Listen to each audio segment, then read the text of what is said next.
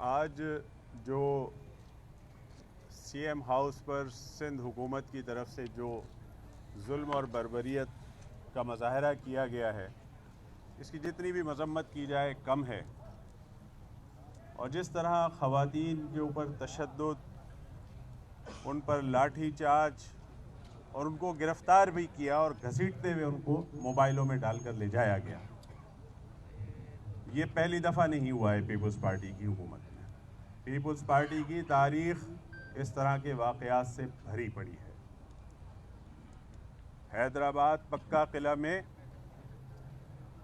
ख़वातीन सरों पर कुरान लेकर आई थी, उनके सीने गोलियों से छलनी किए थे, लेकिन ये काफ़िला रुका नहीं था और वो कितनी ही ताकत इस्तेमाल कर लें, ये जद्दोजहद ख़त्म नहीं होगी।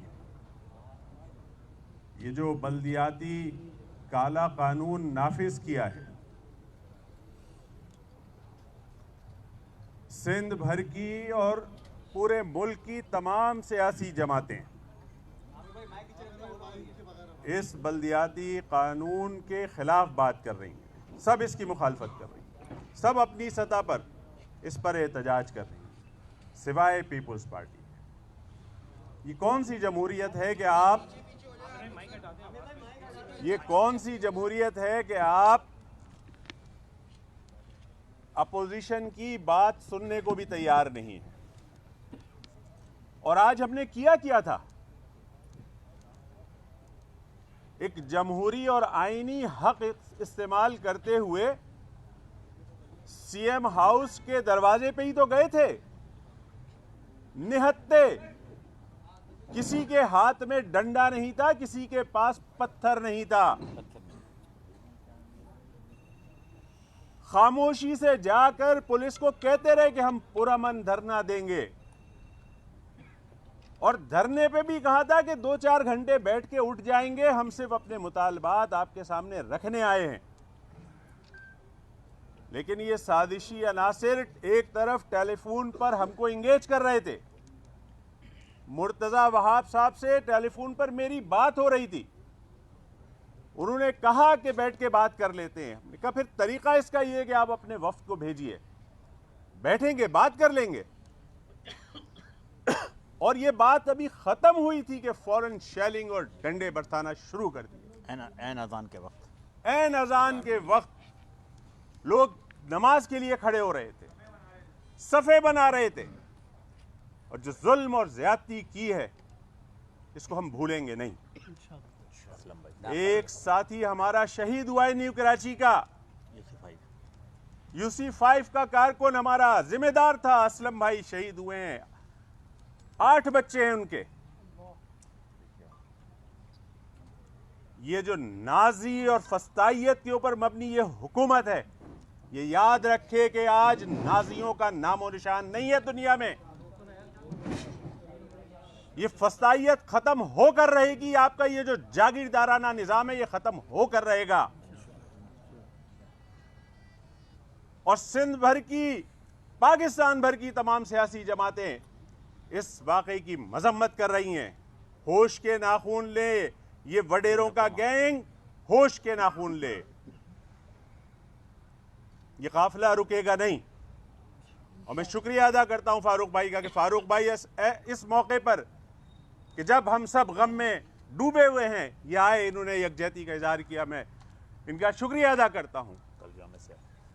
कल यौम से आए, हम कल यौम स्याम मनाएंगे, और कल जगह का तयन करके मीडिया को भी हम बता देंगे कि कल नमाज जनाजा होगी उस साथी की, और ऐसी नमाज जनाजा होगी कि आपको पता लग जाएगा, और पुरअमन होगी। साथियों से भी ये दरख्वास्त है कि पुरअमन रहें। हम पुरअमन जद्दोजहद करेंगे और पुरअमन जद्दोजहद करके अपने हुकूक हासिल करके रहेंगे। एक बार फिर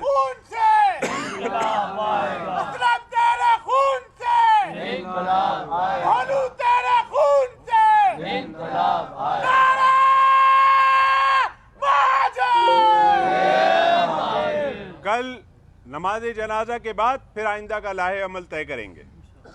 वो क्या होगा उस पर डिस्कस करके उससे भी आपको मुत्तला करेंगे। पूरा कराची शहर सोग में है।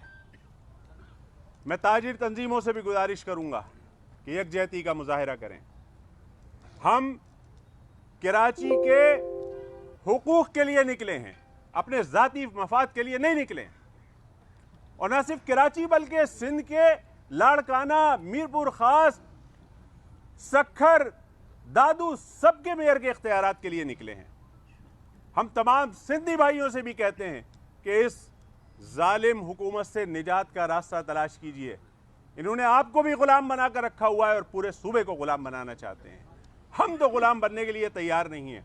आपको भी निकलना चाहिए। आप भी निकलें इस बल्दियाती कानून के खिलाफ और यकजहती का मुजाहिरा करें और इस कानून को ख़त्म करवाएंगे इंशाअल्लाह ताला। आमिर साहब ये बता दीजिए, फारूक सरदार साहब भी यहाँ पे मौजूद हैं, ये आज आप लोग के फ्रैक्शंस की वजह से जो है वो आपके लोगों पर जुल्म किया जा रहा है। फारूक सरदार साहब यहाँ पर आए हैं, तो कब आप लोग अंडर दी वन अम्ब्रेला दिखाई देंगे? क्या सिर्फ ये यकजहती का सिलसिला रहेगा या वापस जो है वो एमक्यूएम में आप लोग मिलकर साथ काम करेंगे?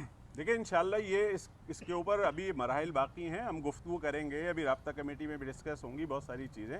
हम तो वेलकम कर रहे हैं, फारूक भाई आए, बहुत अच्छा इक़दाम है और इंशाअल्लाह इसका कोई ना कोई हल, कोई ऐसी सूरत हाल बनाने की कोशिश करेंगे कि सब यकजहती हो और सब एक आवाज़ होकर बात करें। देखें,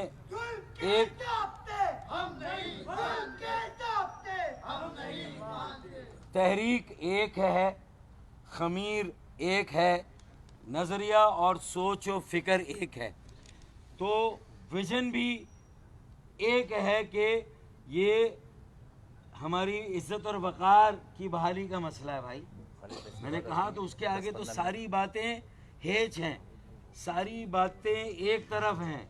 इज्जत और वक़ार बहाल करेंगे, तहरीक को बचाएंगे, लोगों को जिंदा रहने का हक दिलाएंगे। ये बल्दियाती हक, वसाइल, इख्तियारात, ये तो बहुत शायद ज़िमनी जद्दोजहद है।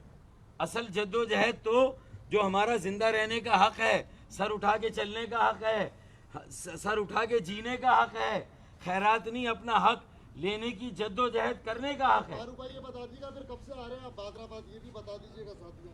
देखें, कल हम नमाज जनाजा में साथ होंगे और उसके बाद मैंने अपनी सारी खिदमत तहरीक की निस्बत से अपने इन साथियों को दी है। ठीक है कि इनका जो भी लाहे अमल है मैं इनके साथ हूँ। मेरे ख्याल में उसके बाद तो और कोई बची नहीं। ठीक है, और कोई बची बात।